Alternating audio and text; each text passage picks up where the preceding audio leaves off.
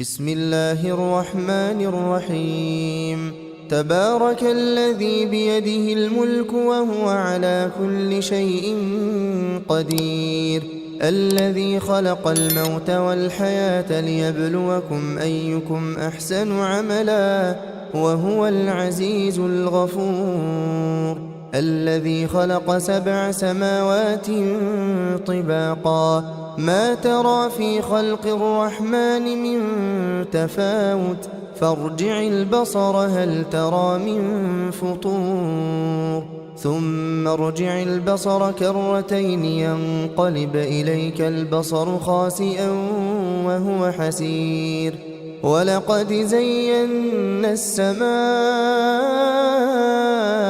الدنيا بمصابيح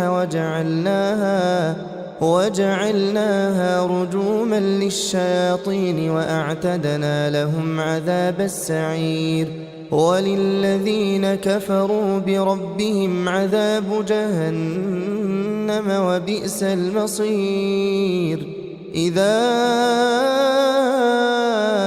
ألقوا فيها سمعوا لها شهيقا وهي تفور تكاد تميز من الغيظ كلما ألقي فيها فوج سألهم خزنتها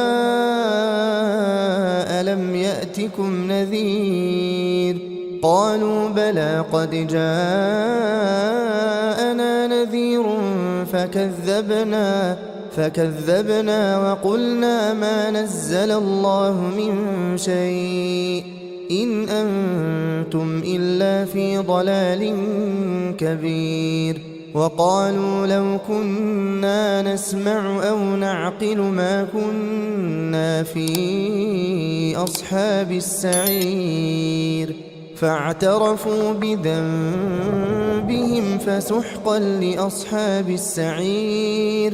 إن الذين يخشون ربهم بالغيب لهم مغفرة وأجر كبير. وأسروا قولكم أو اجهروا به إنه عليم بذات الصدور. ألا يعلم من خلق وهو اللطيف الخبير. هو الذي جعل لكم الأرض ذلولا فامشوا في مناكبها وكلوا من رزقه وإليه النشور. أأمنتم من في السماء أن يخسف بكم الأرض فإذا هي تمور أم أمنتم من في السماء أن يرسل عليكم حاصبا فستعلمون كيف نذير. ولقد كذب الذين من قبلهم فكيف كان نكير. أولم يروا إلى الطير فوقهم صافات ويقبضن ما يمسكهن إلا الرحمن إنه بكل شيء بصير. أمن هذا الذي هو جند لكم ينصركم من دون الرحمن إن الكافرون إلا في غرور. أمن هذا الذي يرزقكم إن أمسك رزقه بل لجوا في عتو ونفور. أفمن يمشي مكبا على وجهه أهدى أمن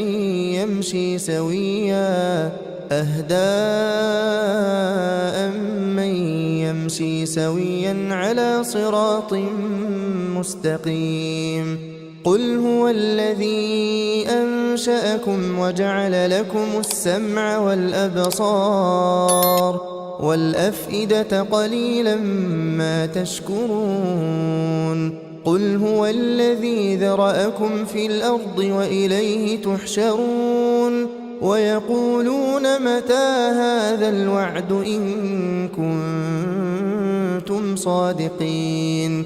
قل إن إنما العلم عند الله وإنما أنا نذير مبين فلما رأوه زلفة سيئت وجوه الذين كفروا وقيل هذا الذي كنتم به تدعون قل أرأيتم إن أهلكني الله ومن معي أو رحمنا فمن يجير الكافرين من عذاب أليم قل هو الرحمن آمنا به وعليه توكلنا فستعلمون من هو في ضلال مبين قل أرأيتم إن أصبح ماؤكم غورا فمن يأتيكم بماء